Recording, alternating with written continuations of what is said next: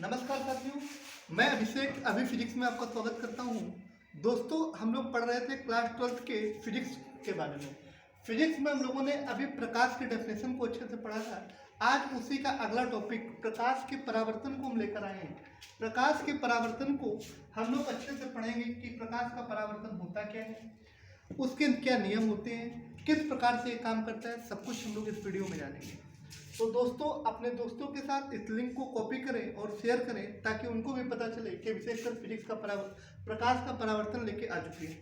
तो दोस्तों, प्रकाश का परावर्तन क्या होता है? देखो कि जब प्रकाश की कोई किरण किसी चिकने अथवा पॉलीदार तल पे पड़ती है, जब प्रकाश की कोई किरण किसी चिकने अथवा पॉलीदार तल पर पड़ती है तो पड़ने के पश्चात उसका अधिकांश भाग उसी दिशा में वापस लौट जाता है और प्रकाश के वापस लौटने की इस प्रक्रिया को प्रकाश का परावर्तन कहते हैं। जब प्रकाश किसी चिकने अथवा पॉलीदार तल पर पड़ता है तो पड़ने के पश्चात उसका अधिकांश भाग उसी दिशा में वापस लौट जाता है। इस प्रक्रिया को क्या बोलते हैं? प्रकाश का परावर्तन बोलते हैं। यहाँ पर दो प्रकार की किरणें यूज होती हैं। तो सबसे पहले हम लोग बात करेंगे क्या होती है आपतित किरण। दो प्रकार की किरणें यूज होती है, एक होती है आपकी आपतित किरण और दूसरी आपकी होती है, सेकंड नंबर पे होती है परावर्तित किरण। परावर्तित किरण। तो सबसे पहले हम लोग समझते हैं आपतित किरण के बारे में कि आपतित किरण होती क्या है। वह किरण जो किसी भी सोर्स से, जो किसी भी स्रोत से या फिर किसी भी सोर्स से दर्पण तक आती है।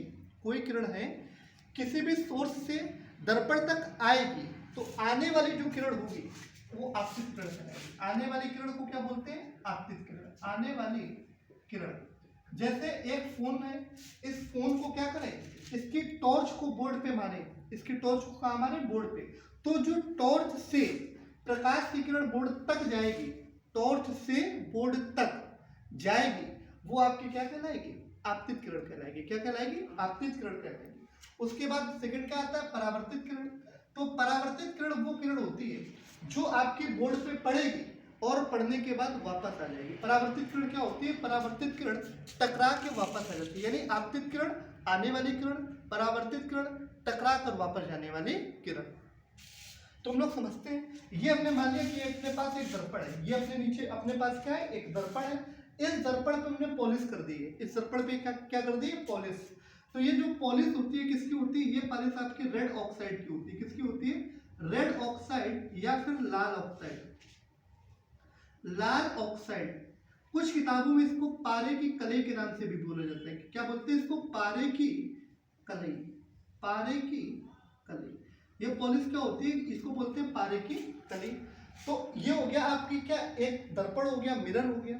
इस दर्पण पे जो आपको पॉलिश दिख रही है ये रेड ऑक्साइड की पॉलिश होती है, लाल ऑक्साइड की पॉलिश होती है। दूसरी बात, यहाँ पर किसी भी सोर्स की सहायता से, किसी भी सोर्स की सहायता से एक आपतित किरण दर्पण पर डाली जाती है। यानी ये कोई सोर्स हो गया, यहाँ से एक किरण आपकी दर्पण के ऊपर डाली जा रही है।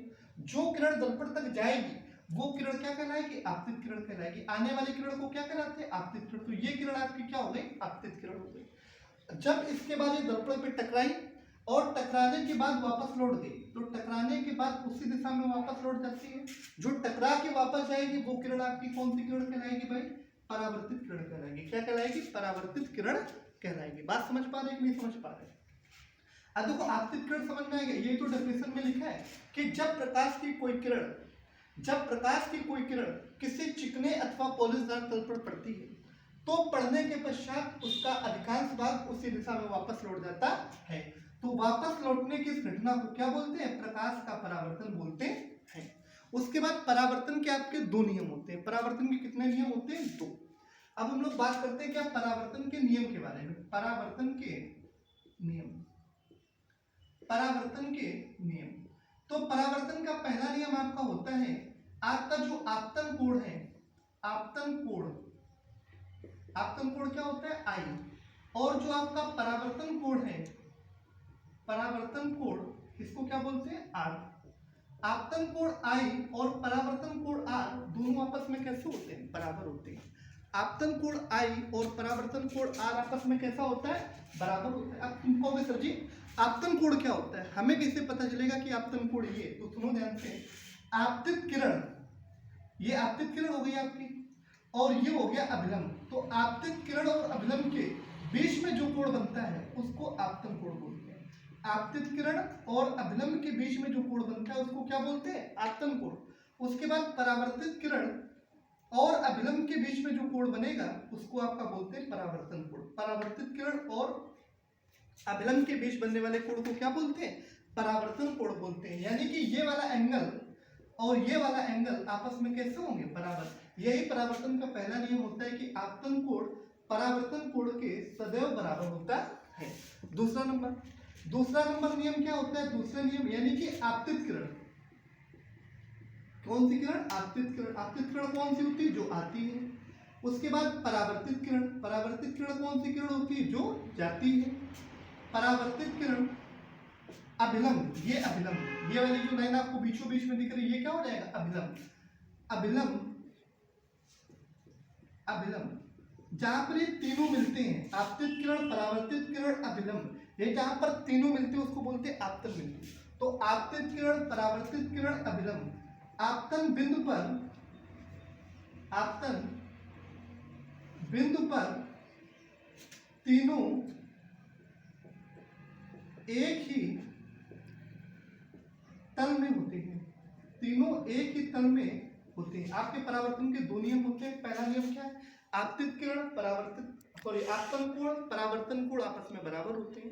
दूसरा क्या है? आपतित किरण, परावर्तित किरण, अभिलंब, आपतन बिंदु, तीनों एक ही तल में होते हैं।